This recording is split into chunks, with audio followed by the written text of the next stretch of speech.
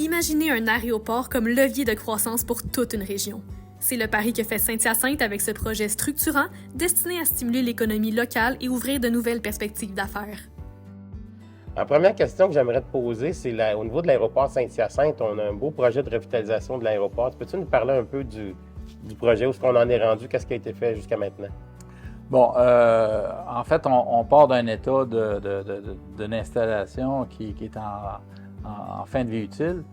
Et au niveau des travaux qui ont été faits, on a fait des aménagements pour se conformer aux règles environnementales. Les travaux, on a fait beaucoup d'ingénierie aussi pour s'assurer qu'on est en conformité avec Transport Canada, ces choses-là. Nous, on veut faire un aéroport où on est capable d'accueillir facilement des bimoteurs, des petits avions d'affaires, des choses comme ça. Et aussi, notre clientèle, c'est qu'on a beaucoup d'instructions qui se fait ici. Donc, il faut que les installations reflètent ces besoins-là. Puis au niveau des travaux, de la rénovation de l'aéroport, de la revitalisation, est-ce que vous avez obtenu des subventions du PACAR, du ministre au niveau des transports provinciaux? Oui, en fait, la genèse de ça a été avec l'approbation d'une subvention du ministère des Transports sur le programme PACAR. C'est une aide à la réfection des aéroports.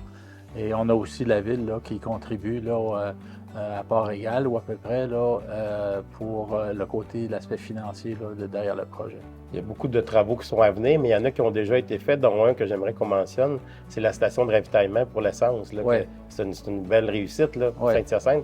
On est les premiers, je pense, au Québec à avoir ce genre de station-là. En fait, c'est arrivé, c'est bien arrivé qu'on a installé, on a fait mise au point d'un système libre-service pour bicarburant, donc autant le jet fuel que le sang à l'eau LED. Donc, les gros hélicoptères, les grosses machines peuvent aussi venir se ravitailler ici.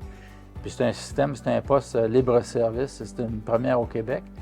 C'était un projet pilote que nous, dans lequel on a embarqué avec une compagnie de Drummondville pour qu'eux, ils veulent déployer ce genre de choses-là dans le Grand Nord. Alors, c'était plus important de déboguer le système avec nous ici, à proximité, que de faire ça dans le Grand Nord. Alors, ça a bien fonctionné. Maintenant, on est opérationnel, puis ça apporte des revenus à l'aéroport. Souvent, les gens me mentionnent, mais l'aéroport, c'est plus un aéroport touristique, récréatif, plus récréatif que touristique. Mais je suis convaincu qu'il y a beaucoup de développement économique qui se fait à cause de l'aéroport. Est-ce que tu peux m'en parler un peu, François? Oui, un aéroport, ce qui est difficile à comprendre pour le commun des mortels, c'est que il y a une multitude d'activités. Nous, ici, il y a beaucoup d'activités de formation. Ce que j'aime à dire, quand on voit passer un petit Cessna qui atterrit, qui redécolle, etc., en avant de ça, il y a un futur pilote de 747. Donc, le milieu de l'aviation en général est en pénurie de personnel, que ce soit de la mécanique, que ce soit le trafic aérien, que ce soit le pilote des équipages de navigation, etc. Donc, nous, on a une vocation de facilitateur là-dedans. Évidemment, quand il y a une école qui s'installe, ça prend des activités de mécanique. Donc, les entreprises, on a une entreprise locale ici, en fait, on en a deux, qui a doublé depuis la dernière année. Nous, ici, le trafic, depuis la dernière année, a augmenté de 30 %. On le voit sur le ravitaillement qu'on fait. Donc, ces gens-là viennent ici, ils viennent louer des voitures, ils viennent manger, ils viennent coucher, donc, il y a toutes sortes d'activités qui se produisent.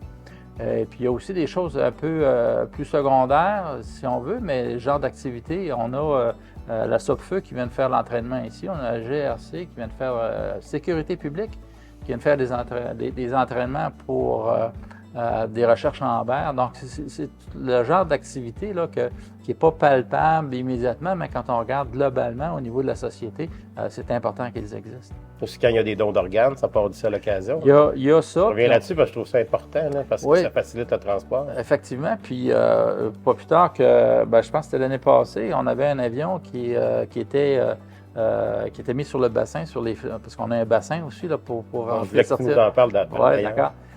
Puis j'avais quelqu'un avec moi, puis il s'intéressait à la cause. C'était un beaver qui décollait, qui venait de faire sa maintenance. Puis la semaine d'après, je rappelle la personne, j'ai dit, tu sais, la maire de l'Abeille sur Quévillon, qui a dit que sa communauté a été sauvée grâce au pont aérien qui a été établi, c'était cet avion-là. Donc, on a une utilité, non pas un rayonnement, non pas régional, là, mais plus large que ça, parce qu'on est capable de donner des activités là, qui sont connexes et secondaires Donc, l'aviation générale, en fait, c'est ça. Si on revient à toi personnellement, c'est quoi ta plus grande fierté avec l'aéroport, là? Dans tout ce qui a été fait depuis maintenant pratiquement 4 ans, là, et plus, là. Ouais.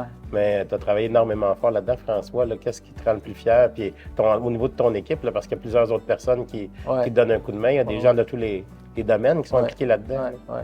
Je pense qu'on a une belle équipe.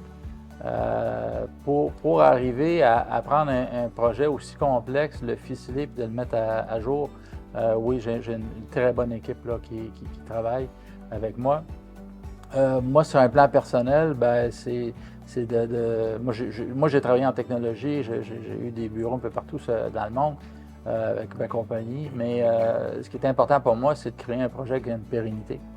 Et puis, tous les efforts sont mis là, pour que cet ouvrage-là, là, qui va être, fait partie là, de Saint-Hyacinthe, mais que ça ait une longue vie, là, une grande période de vie. Là.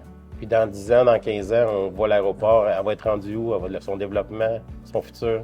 Ça comment? Je pense que nous, on est très bien situés ici. On est enclavé en zone agricole.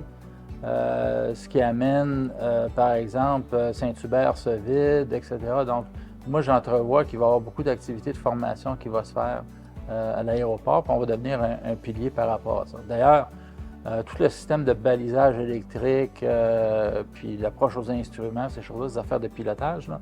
Mais tout ça, c'est fait en fonction de faciliter puis d'améliorer la sécurité sur le site.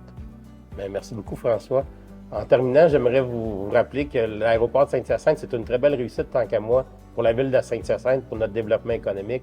Puis je pense qu'on a trouvé le meilleur concept avec un OBNL pour gérer l'aéroport, pour qu'éventuellement l'aéroport se développe et continue de prospérer pour le futur. Merci beaucoup. Merci à toi, André.